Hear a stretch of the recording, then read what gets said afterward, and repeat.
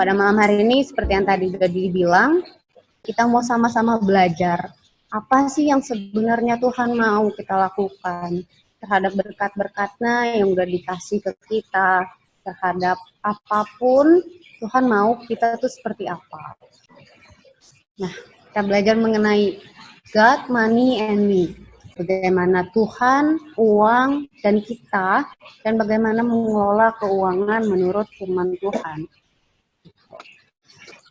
Nah, kenapa sih penting kita belajar mengenai God, money, and me, mengelola keuangan? Karena kita lihat di sini, ini saya ambil dari buku God, Money, and Me by Paul De Jong di tahun 2017. Ya, 50% pasangan bercerai itu karena ketidaksepakatan dan berbeda pendapat mengenai keuangan. Juga banyak 70% pasangan rata-rata yang baru menikah itu mereka tuh berdebat mengenai keuangan di tahun-tahun pertamanya. Paul juga mengatakan bahwa hampir 80-90% tuh orang Kristen tidak menyadari keterikatannya dengan uang. Baik orang Kristen yang memiliki uang maupun yang tidak punya uang, mereka tidak menyadari bahwa dirinya itu memiliki keterikatan terhadap uang itu sendiri. Sedangkan kalau kita lihat, itu sebenarnya ada 2.350 ayat Alkitab yang berbicara mengenai uang dan kepemilikan. Kepemilikan itu maksudnya harta, kepemilikan ya. Ada 2.350 ayat yang berbicara mengenai itu. Nah, ini saya ambil juga dari Crown Financial Ministry, di mana menurut Alkitab, uang itu bisa mempunyai sifat. 4 sifat ini. Yang pertama adalah menipu. Kenapa di sini dibilang menipu? Ini ayatnya dari 1 Timotius 6 ayat 10. Di mana mereka telah menyimpang dari iman dan menyiksa dirinya dengan berbagai-bagai apa. Karena kita tertipu dan terlena dengan kenikmatan yang uang tawarkan, sehingga kita berusaha mau mendapatkan uang itu. Nah, sehingga kita pun menyimpang dari iman kita dan kita menyiksa diri kita dengan berbagai duka karena uang. Uang pun bersifat candu, dia bersifat edik. Dimana kita kalau misalnya kita udah punya berapa, kita selalu ingin lebih. Sifat manusia sendiri yang nggak pernah puas dengan apa yang kita miliki, jadi kita pengen lagi, pengen kaya. Uang pun juga bersifat manipulatif. Nah, kenapa bersifat manipulatif? Karena kita sering seolah-olah kita melayani Tuhan, tapi sebenarnya kita tanpa sadar, seperti ayat Matius 6 ayat 24 bilang bahwa kita mengabdi kepada Mamon, bukan kepada Allah. Itu tanpa sadar ya. Seringkali manusia tanpa sadar. Dan sifatnya uang itu juga seringkali merusak. Merusak ini bisa dibilang juga merusak karakter kita, yang seringkali karena uang kita menjadi pelit, karena uang kita menjadi serakah, gitu bisa. Tapi juga bisa merusak, seperti kita merusak hubungan. Banyak orang yang retak hubungannya cuma karena masalah uang. Makanya sering dibilang bahwa sensitif berbicara mengenai uang.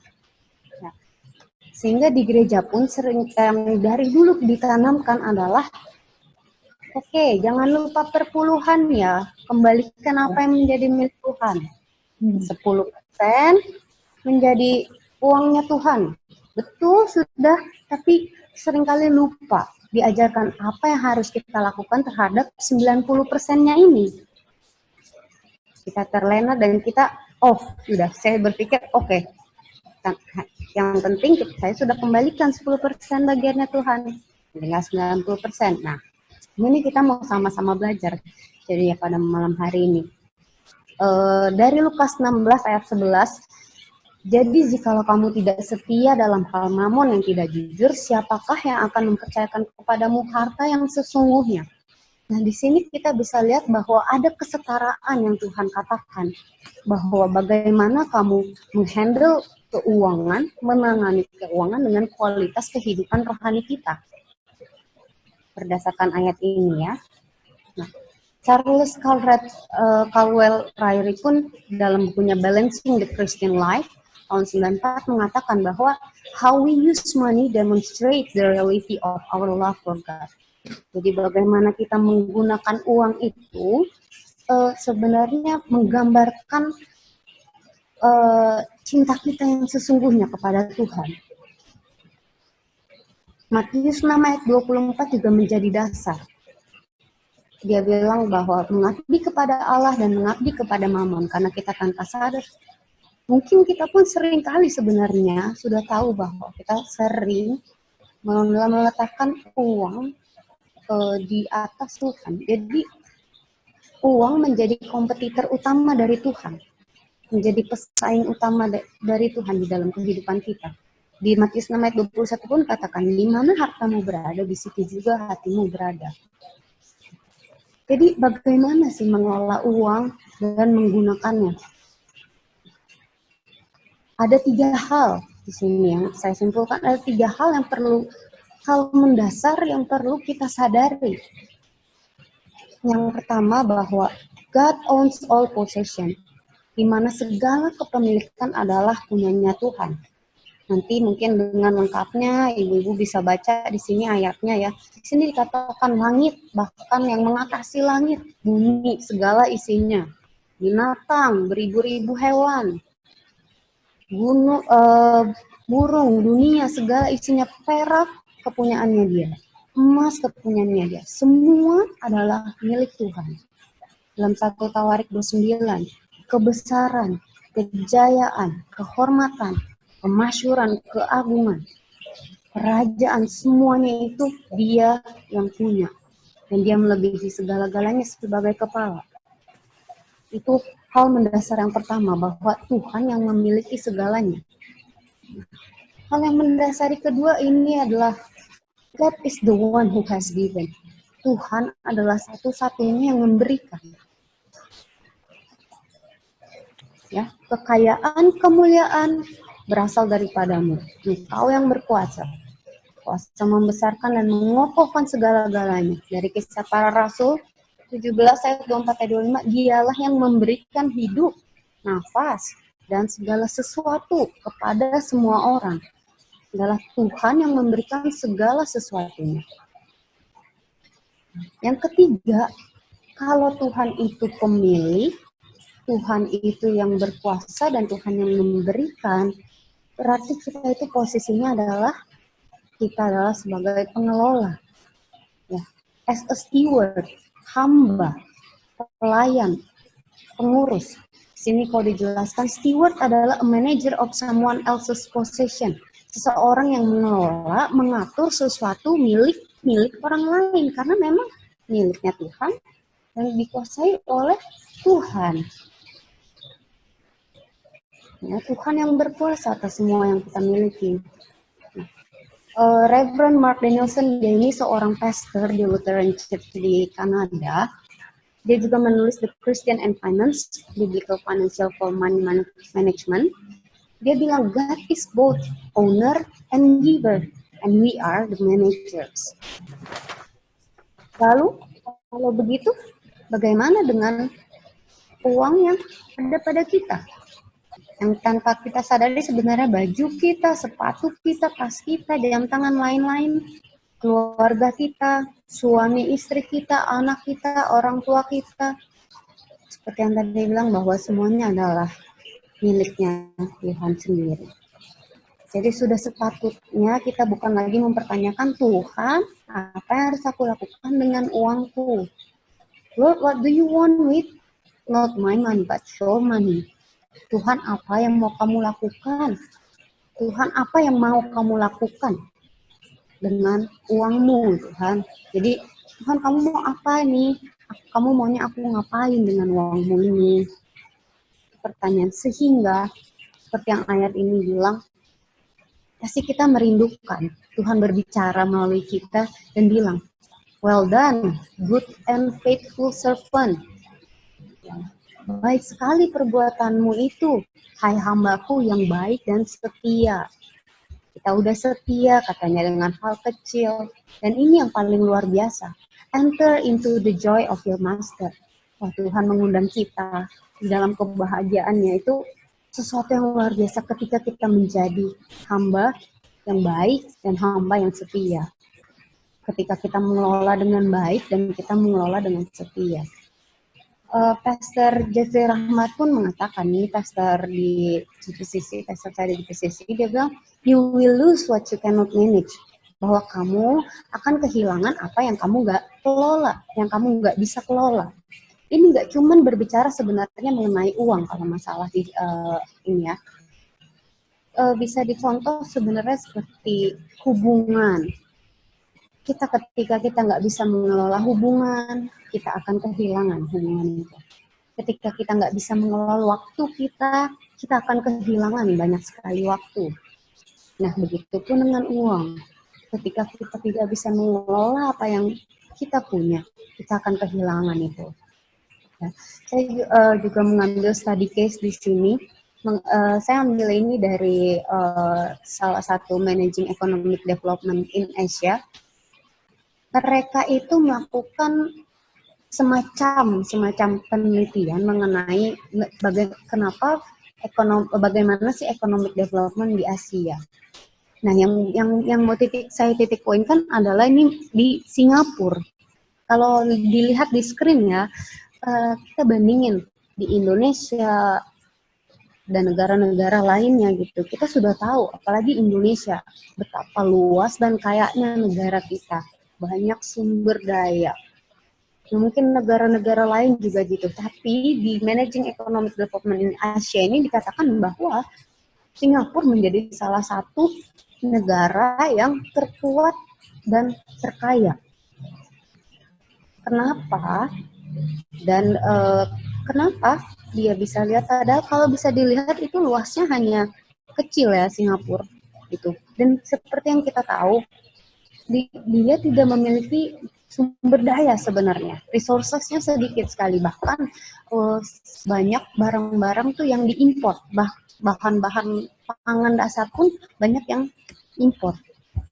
Nah, tapi dikatakan bahwa kenapa dia menjadi salah satu negara yang terkuat dan terkaya, karena mereka bisa mengelola.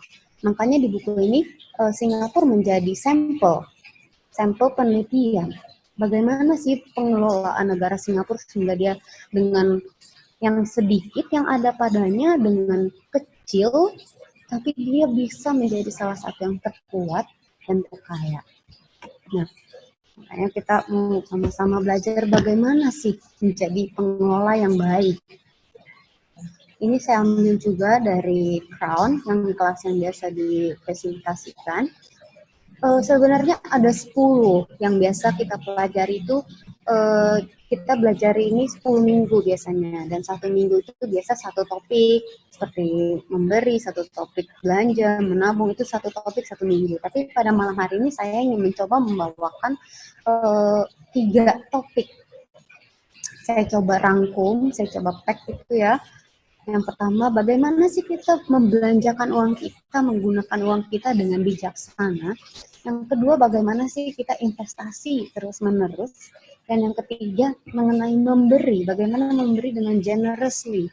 Memberi, nanti akan kita bahas ya. Yang pertama itu mengenai spend wisely, yaitu menggunakan uang dengan bijaksana.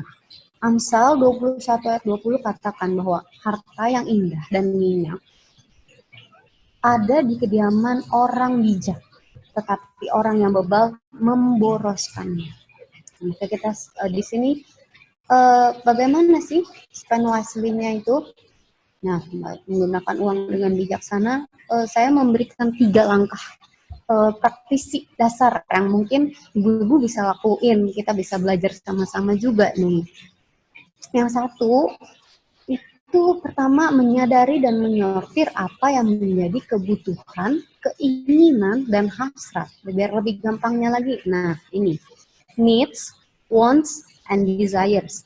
Ini yang sering, khususnya kita ya, ibu-ibu, cewek gitu. Pertama contoh baju, clothing ya. Cewek paling gampang tuh tergoda, apalagi kalau kita lagi lihat online shop. Saya nggak tahu, mungkin ibu-ibu juga main Instagram, lagi ngeliat ada iklan, bagus gitu. Nah, kadang tuh kita tidak sadar dan tidak membedakan mana yang menjadi keinginan, mana yang menjadi kebutuhan, mana yang menjadi keinginan, dan mana yang menjadi desires kita. Nah, kalau baju misalnya, sebenarnya kita udah cukup nih, butuh dengan baju yang sudah ada. Ya, tapi kadang kita ingin beli. Nah, terlebih lagi kadang kita pengennya yang ada mereknya. Makanan contohnya. Makan pun biasanya kita makan dengan yang kita butuhin, tapi kadang kita juga pengen makan di restoran, atau bahkan kita makan di fancy food, di hotel atau di mana, fine dining. Nah, mobil mungkin untuk yang bapak-bapak nih biasanya mobil, oh udah cukup nih, tapi pengen dong, misalnya, aduh pengen nih ganti mobil, aduh pengen juga nih ada luxury car gitu. Nah, ini baiknya itu bahwa kita menyadari dan menyortir, bukan berarti kita tidak boleh makan di restoran atau nggak boleh ganti mobil, bukan, tapi kita sadar dan aware, mana sih yang saat ini menjadi kebutuhan kita, mana sih keinginan kita, dan mana sih yang menjadi desires kita. Ini yang pertama-tama harus kita sadari dulu mengenai bagaimana menggunakan uang ya, menghabiskan uang dengan bijaksana. Nah, terus langkah praktis yang kedua itu yang bisa ibu-ibu juga lakukan, yaitu mencatat secara detail apa yang menjadi pemasukan dan pengeluaran kita. Nah, menjadi pemasukan dan pengeluaran kita ini, contoh nih saya bikin di sini misalnya ada gaji suami. Nah, kalau istrinya juga bekerja atau memiliki pemasukan dari lain, nah ini kita bikin, dan spendingnya pun ini contoh yang di Indonesia ya ibu-ibu ya. Jadi saya contoh bikin detail, bahkan setiap tips, ojek, dinner, parkir, itu saya mencoba untuk menuliskannya setiap hari.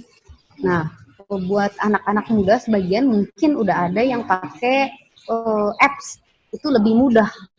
Nah, kalau buat yang mungkin nggak bisa ini, kita biasanya pakai yang manual ya, manual. Jadi kita tulis gitu sehari keluarnya apa aja gitu. Nah, yang saya rasakan waktu itu ketika saya menulis ini semua secara detail, ternyata tanpa saya sadar, saya lumayan menghabiskan kurang lebih kayak 1.300.000 sampai 1.500.000 sebulan hanya untuk parkir. Nah, dari situ saya lebih berpikir, nah makanya karena nih selanjutnya itu karena ada keuntungannya ibu-ibu dari mencatat secara detail apa yang menjadi pengeluaran kita. Itu satu, memang pengeluaran pasti lebih detail dan jelas seperti yang tadi. Jadi kita tahu alokasi dana kita, penggunaan uang kita tuh kemana aja. Yang kedua, sadar dan kita lebih bisa waspada. Nah, seperti yang kayak tadi tuh saya contohkan, ketika saya detailin satu-satu, nah parkir saya bisa segitu. Nah, saya aware nih dari situ, jadi saya bisa lebih ke, oh mungkin biar parkirnya nggak mahal, saya misalnya rubah naik ojek atau naik public transport gitu. Nah, itu melatih diri kita juga untuk disiplin.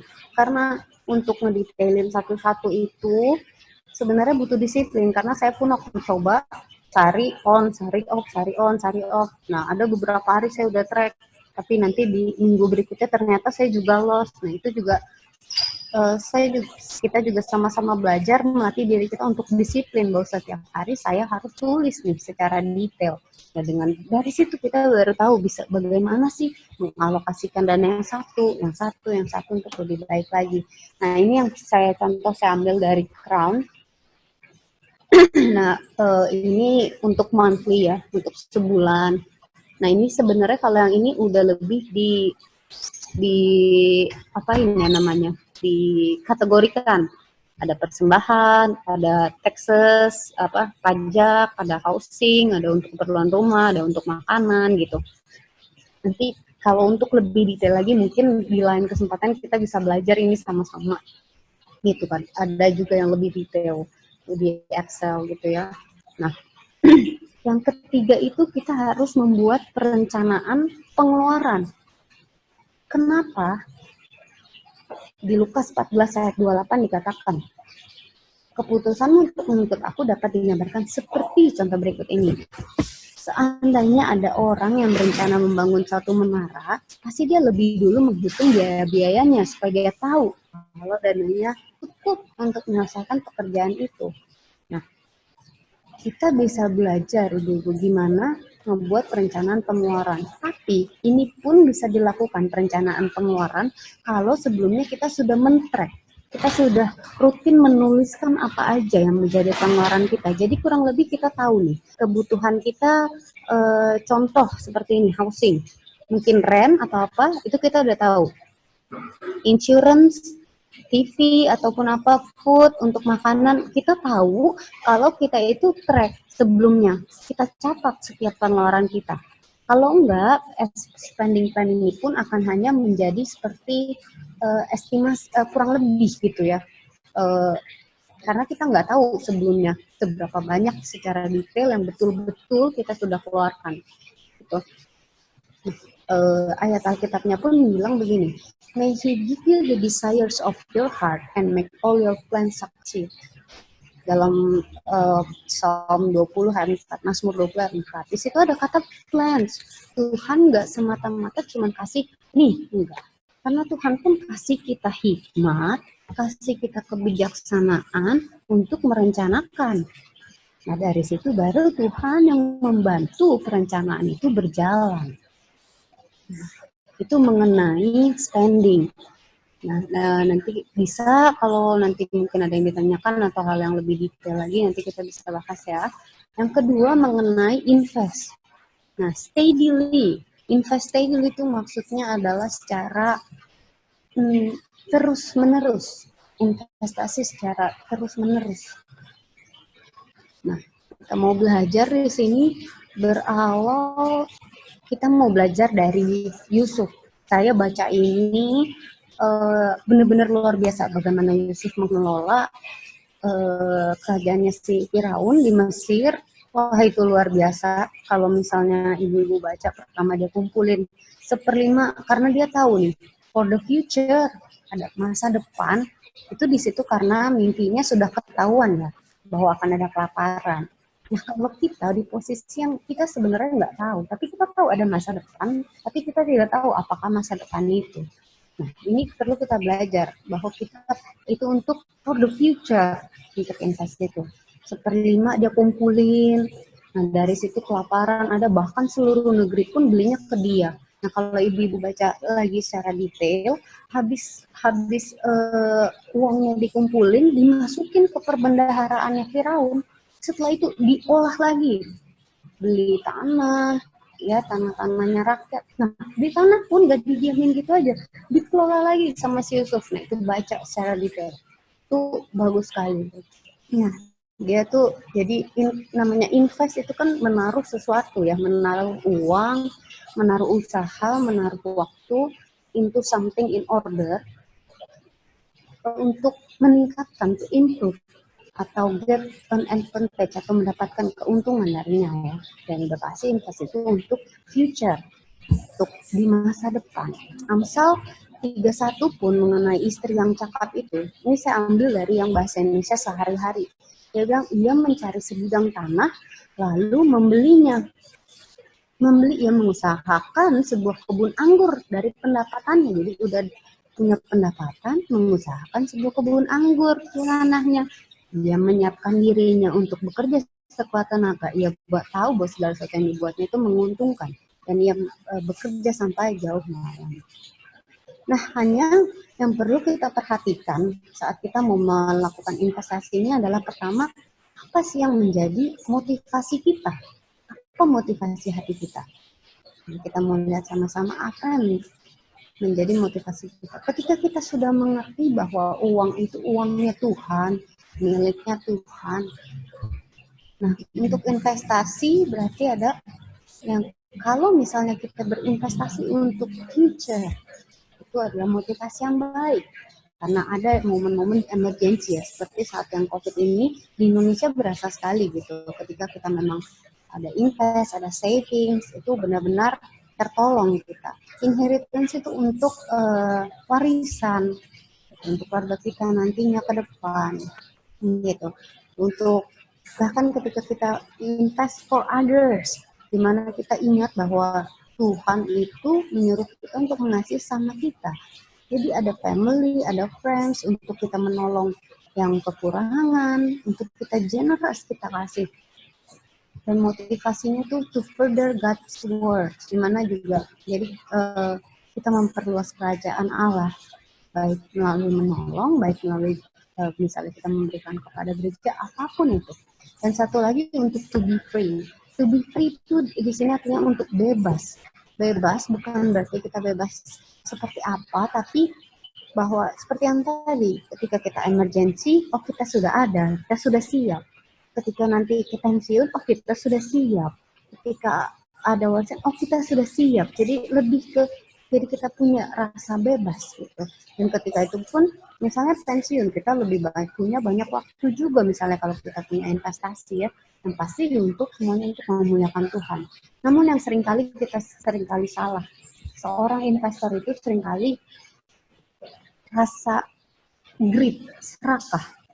Tanpa sadar itu biasanya karena kalau kita misalnya kita udah dapat keuntungan, rasanya kita, aduh pengen untung lagi nih, pengen untung lagi nih. Dan biasa pengen untungan itu untuk yourself, untuk diri kita sendiri. Dan yang sering kita salah juga untuk pride biasanya. Kita pengen biar orang lain lihat nih, sudah seberapa banyak sih yang kita achieve, yang kita dapatkan nih, materi hal-hal materi ini. Terus ignorance itu kita sering nggak peduli sama orang lain. Even kita pun juga nggak mendengarkan nasihat orang lain dalam berinvestasi misalnya. Nah, terus bisa juga karena motivasi kita karena envy, kita invest karena envy, karena kita tuh pengen apa yang orang lain punya, kita pengen ini, pengen itu. Nah, itu yang mendasari, itu yang salah ketika kita berinvestasi. Yang kita harus perhatikan pertama adalah motivasi kita, motivasi hati kita. Nah, yang kedua di sini kita, Lukas 12 ayat 21 itu mengatakan, dengan orang yang mengumpulkan harta bagi dirinya sendiri, jikalau dia tidak kaya di hadapan Allah. Jadi kita memperkaya diri kita sendiri, tapi kita tidak kaya di hadapan Allah karena hati kita. Itu menyedihkan. Nah, kita mau belajar juga mengenai pertama jenis-jenis investasi. Nah, jenis-jenis investasi sendiri itu ada seperti cash ya, investasi cash itu berupa deposito, uang di bank. Nah, sementara kalau bonds, saya nggak tahu sih ini di Belgia seperti apa. Saya belum pelajari bonds ini di Belgia, tapi di Indonesia tuh obligasi, kita beli surat utang negara ya. Jadi kita beli obligasi ini juga bisa, nanti penawaran bunganya pun berbeda-beda. Terus ada reksadana atau mutual funds. Nah, reksadana ini biasanya kita menaruh uang kita di salah satu organisasi perusahaan. Nanti perusahaan itu yang mengelola. Nanti mereka yang akan memasukkan, apakah nanti mereka masukkan di saham, di komoditi, atau di obligasi itu. Tapi satu perusahaan itu yang ngelakuin. Nah, saham ini tuh juga sudah banyak yang melakukan, bahkan untuk trading itu sendiri. Tanah atau bangunan real estate dan juga komoditas biasanya seperti emas. Gitu. Nah, saya di sini nggak menjelaskan sebenarnya untuk detail gimana misalnya kapan waktu yang tepat untuk beli saham, kapan bukan, enggak, tapi lebih ke hal-hal yang mendasari investasi itu sendiri. Nah, yang perlu kita pertimbangkan adalah satu, jangka waktunya. Nah, berapa lama kira-kira kita mau berinvestasi ini? Gitu. Kita harus pertimbangkan. Misalnya deposito selama berapa? Setahun, 2 tahun kah? 5 tahun berapa? Nah, itu jangka waktunya kita perlu ukur. Di saham pun begitu, ada jangka waktunya. Kita sudah mencapai satu target, nah kita udah waktunya tuh untuk jual atau beli. Nah, nanti kalau mau secara detail lagi, mungkin kita bisa buka lagi mengenai khusus yang investasi ini, misalnya mengenai saham atau apa gitu ya. Nah, yang kedua harus diperhatikan adalah likuiditasnya. Likuiditasnya ini cair, bersifat bisa dicairkan atau enggaknya gitu. Contoh, kalau misalnya gold, kita punya emas, itu kita lebih mudah, kita bisa jual ke perusahaan. Kalau di Indonesia Antam namanya, aduh di Belgia saya lupa namanya apa kemarin. Ya, cuman itu bisa dengan mudah kita liquidkan, kita cairkan. Nah, kalau tanah itu akan lebih susah. Karena untuk sekarang pun menjual tanah pun nggak semudah itu. Menjual rumah atau bangunan nggak semudah itu. Gitu. Saham memang secara likuiditas bisa, karena kita bisa dengan cepat, misalnya kita mau tarik, kita cut off, kita bisa cairkan misal dengan cepat gitu. Cash itu tergantung berapa lama Bapak Ibu untuk persetujuannya dengan banknya masing-masing. Biasanya ada yang mungkin 3 bulan pun ada, 6 bulan pun ada, setahun pun ada juga gitu. Nah, terus yang terakhir nih waktu. Nah, di sini waktu ini berbeda dengan jangka waktu. Kenapa? Karena saya bilang waktu ini adalah yang menentukan waktu ini berkaitan menurut saya dengan risk. Kenapa saya nggak masukkan risk mana nih yang paling tinggi? Enggak. Karena the risk will be higher if we lack of knowledge and understanding. Jadi semua investasi itu pasti ada resikonya. Tapi resikonya akan lebih tinggi kalau kita nggak punya pengetahuannya dan nggak punya pengertiannya, nggak punya knowledge-nya, itu akan lebih tinggi pasti risk-nya. Nah, mengapa saya bilang makanya waktu. Contohnya gini, kalau misalnya kita punya banyak waktu untuk mempelajari, untuk mengerti, contohnya untuk belajar saham, sangat boleh masuk dan berinvestasi di saham. Tapi misalnya kita kurang waktu, misalnya kita nggak punya banyak waktu karena kita bekerja, mungkin ada baiknya kita masukkan ke mutual funds, karena yang mengelola adalah nanti perusahaan itu sendiri gitu, atau cash deposito kalau misalnya kita tidak ada waktu. Atau misalnya juga gold, nah itu juga bisa misalnya nggak punya waktu. Gitu. Jadi kenapa makanya saya nggak masukkan risk atau resiko sebagai tolak ukurnya, karena itu menurut saya the risk will be higher kalau kita tuh lack of knowledge and understanding. Terus ini tipsnya juga, don't get involved with the things that you don't understand. Jangan pernah masuk ke hal yang sebenarnya kamu tuh nggak ngerti, yang kita tuh nggak ngerti. Dan yang kedua, kalau untuk investasi sendiri, don't risk money that you cannot afford to lose. Ini contohnya misalnya biaya tabungan pendidikan anak kita investasikan, itu kalau bisa jangan, gitu, karena itu sangat berbahaya. Gitu. Ketika risknya itu kita kena, maka biaya pendidikan anak akan hilang. Gitu. Dan don't make quick decision, but make plan.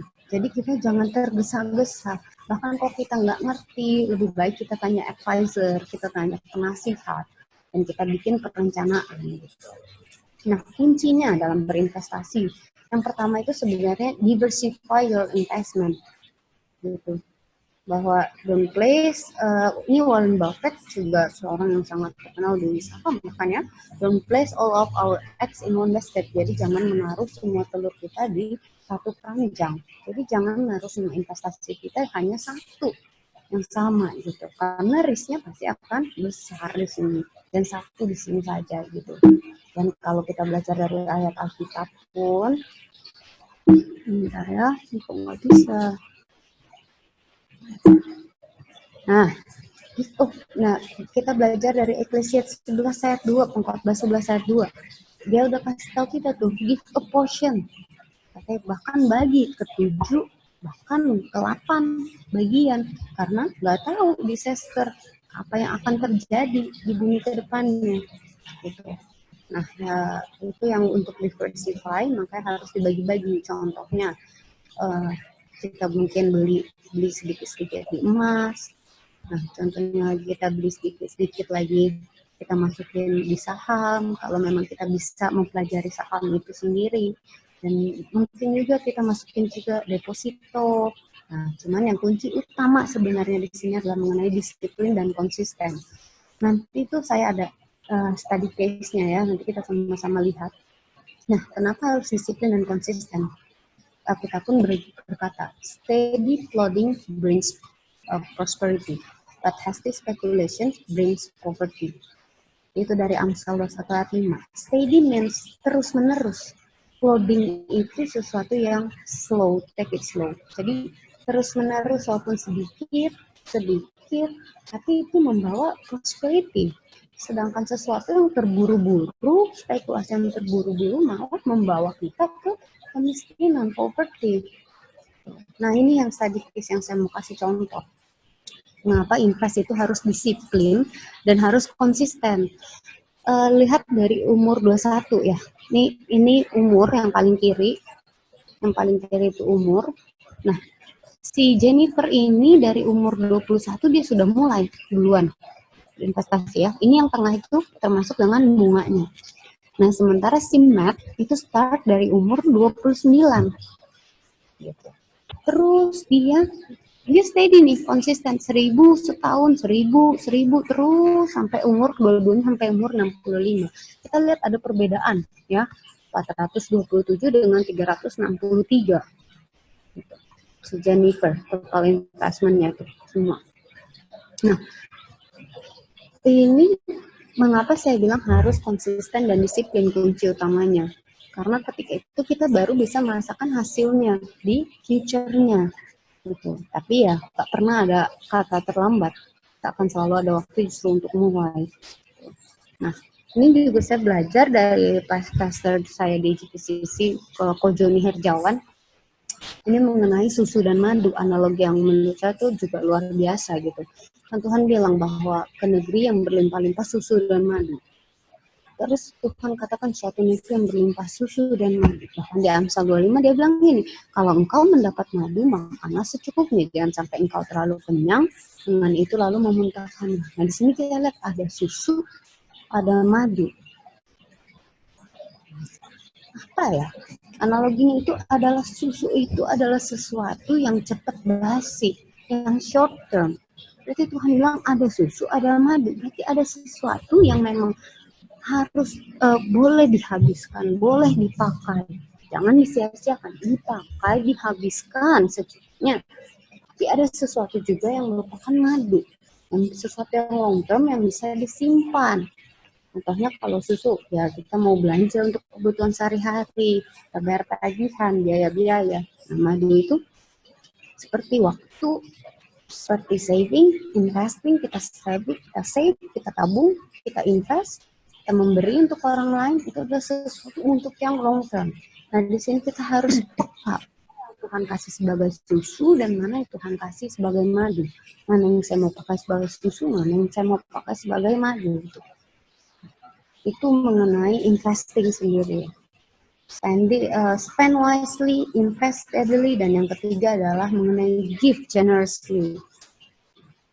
Give generously ini kita udah tahu itu uang Tuhan dan kita adalah sebagai pengelola. Ini Tuhan itu Bapa, sumber, pemilik, dan kita itu anak dan pengelola. Nah, saya pakai analogi kan Bapak dan anak. Kalau bapaknya extremely generous, benar-benar bermurah hati, bagaimana kita dengan anaknya? Kita sering mendengar, ya dia mirip kayak bapaknya, atau ya dia mau berbeda dengan bapaknya. Nah, mana yang mau kita dengar? Lukas 6 ayat 36, hendaklah kamu murah hati sama seperti Bapamu adalah murah hati. Dan saya di sini juga mau beranalogi memberi itu seperti selang. Kenapa analoginya seperti selang? Kita itu sebagai selangnya yang terhubung dengan sumbernya. Siapa yang terhubung? Kita yang terhubung dengan sumbernya, Bapak kita sumbernya. Nah, kalau selangnya itu mampet, apakah bapaknya itu sumbernya itu bisa mengalirkan airnya? Pasti tidak bisa. Maka Tuhan menginginkan kita itu menjadi selang, menjadi saluran yang terhubung dengan sumber, selang, yang kita alirkan. Dan sumbernya itu pun akan terus mengalir, mengalir. Nah, itu analogi memberi seperti itu. Dan ini, berilah dan kamu akan diberi sesuatu takaran yang baik yang dapat didapatkan, yang digoncangkan, dan yang tumpah keluar akan dicurahkan ke dalam ribaanmu. Ribaannya siapa? Ribaanmu. Ribaan kita. Tuhan curahkan ke dalam ribaanmu. Sebab ukuran yang kamu pakai untuk mengukur akan diukurkan juga kepadamu. Berarti kita harus sadar bahwa di dalam setiap berkat yang kita terima, selalu ada hidup orang lain yang ingin Tuhan titipkan melalui kita. Itu karena Tuhan mencurahkannya ke dalam ribaan kita. Jadi kita harus ingat bahwa setiap kita terima berkat bahwa ada hidup orang lain yang Tuhan mau, yang Tuhan titipkan ini. Nah, kuncinya dalam memberi adalah satu, sikap hati.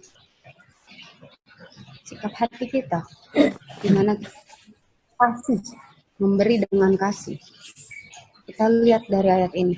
Meskipun semua yang saya miliki, saya sedekahkan kepada orang miskin, dan saya menyerahkan diri saya untuk dibakar, tetapi saya tidak mengasihi orang-orang lain, maka semuanya itu tidak ada gunanya sama sekali. Sekalipun kita memberi, bahkan memberikan diri kita untuk dibakar, kita memberi, tapi bahkan memberikan diri kita buat dibakar. Tapi kita tidak mengasihi, maka semuanya itu tidak ada gunanya sama sekali. Dan sikap hati yang kedua, kunci yang kedua dalam masih dengan sikap hati berarti apa? Give with loving heart, not to getting heart.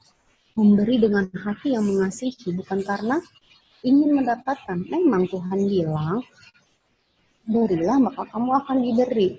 Takaran yang sama, kasih berapa, dapat berapa. Tapi jangan itu yang menjadi tujuan kita dalam memberi.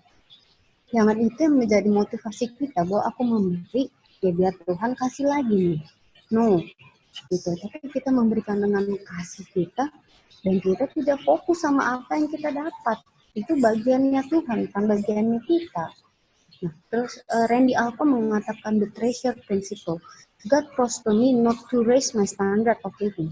Jadi Tuhan kasih kekayaan yang begitu banyak ke kita itu sebenarnya bukan untuk menaikkan standar kehidupan kita. Tapi Tuhan sebenarnya menginginkan kita untuk menaikkan standar pemberian kita, standard of giving kita. Jadi kita memberi dengan hati dan ingat bahwa itu berkat dari Tuhan. Yang ketiga kuncinya adalah disiplin dan konsisten. Lagi-lagi, baik dari spend wisely, baik dari invest steadily maupun memberi, itu semua dibutuhkan satu disiplin dan konsisten. Jadi disiplin means kita harus terus konsisten, terus menerus, terus ikutin. Nah, gimana biar kita bisa terus menerus, kita tahu kita bisa berkasih, kita ngasih dengan disiplin dan konsisten. Nah, ini dia kuncinya. Setiap dapat income, kita langsung bagikan nih pundi-pundinya. Pertama, pasti kita dapat income, kita fokuskan dulu ke pundi-pundi tithing. Kita untuk memberi persembahan, perpuluhan pada Tuhan, kita pisahkan terlebih dahulu. Yang kedua, perlu kita pisahkan adalah giving. Biar ketika pundi-pundinya ini sudah dipisahkan, kita ada pundi-pundi ini untuk memberi. Yang ketiga itu untuk saving, dan terakhir untuk spending. Nah, terbiasa kita itu income ada, spending dulu nih, baru sisa-sisanya adalah kita anggap sisa. Nah, kita mau belajar sama-sama di sini. Kita awali dulu dengan tithing, lalu kita sisihkan lagi untuk giving, kita sisihkan lagi untuk saving dulu, baru sisanya kita spending. Nah, dari situ baru kita terbiasa akan disiplin untuk memberi. Setelah pundi-pundinya udah ada, udah disisihkan, baru tanya, Tuhan, siapa yang engkau mau untuk kuberikan uangmu ini? Kita doakan, Tuhan siapa yang hari ini mau aku untuk kasih itu siapa? Tuhan tunjukin, itu pasti Tuhan kasih tahu. Dan kita pasti ada di sekitar kita yang banyak, yang begitu banyak orang yang membutuhkan itu. Nah, ini saya pernah post sebelumnya di Instagram saya ya, mengenai be kind and be generous consistently. Ya, bahwa kita harus berbuat baik dan bermurah hati itu konsisten. Berbuat baik, mengasihi, mau memberi secara tulus, itu adalah sesuatu yang harus dilatih. Baru kita bisa terbiasa konsisten. Nah, melatihnya itu mau nggak mau, kita dengan sengaja melakukan itu. Lakukan. Misalnya kita rencanakan setiap seminggu 3 kali, ayo biasakan memberi.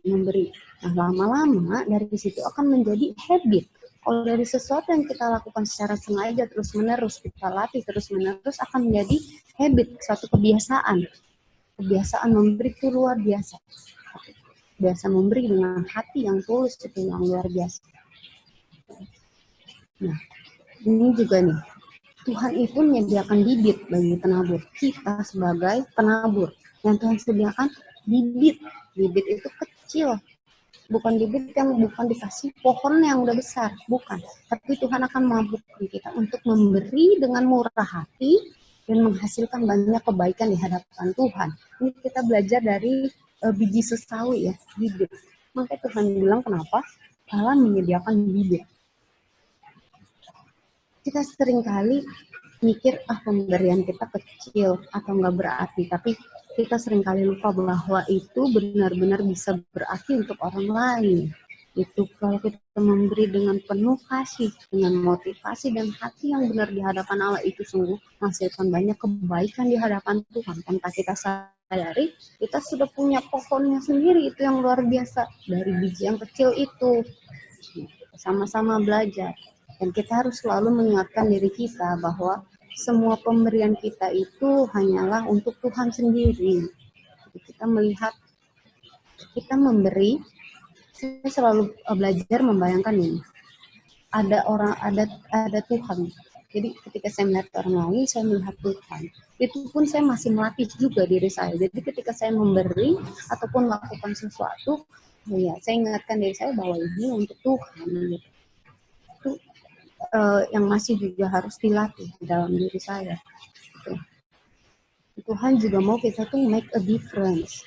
Kenapa saya bilang make a difference dalam memberi? Karena mengasihi orang yang baik, mengasihi orang yang lovable, mengasihi orang yang punya nilai yang sama, punya visi yang sama, sepaham, sepikiran, itu mudah. Tapi Tuhan mau kita berbeda. Itu kadang banyak orang yang gak sepaham, gak sevisi, orang yang gak pengertian, gak punya value yang sama. Bahkan kita kadang suka kurang senang sama dia atau kurang menyenangkan. Tapi Tuhan mau itu yang kita latih untuk kita lakukan. Kita memberi dan kita berbeda. Dan kita menjadi berkat melaluinya. Nah, itu dia mengenai memberi. Dan kesimpulannya adalah God Money and Me, kita itu seorang faithful servant, hamba. Kita hanya hamba yang setia. Bagaimana kita harus membelanjakan, menggunakan uang dengan bijaksana, menginvest dengan steadily, dengan terus-menerus, dan juga memberi dengan generously, dengan murah hati, dengan sikap hati yang benar, sehingga ayat ini pun menjadi bagian kita. Tuhan memanggil kita baik, betapa baik dan setianya perbuatan hai hambaku yang baik dan setia. Kita telah setia, kita telah mengelola dengan baik, dan pada saat kita bertemu dengan Tuhan, dia bilang, enter into the joy of your master. Itu hal yang luar biasa yang kita sama-sama rindukan. Nanti kita sama-sama belajar menjadi faithful servant, menjadi hamba yang setia, dan pasti Tuhan membantu dan memampukan kita. God bless semuanya. Terima kasih.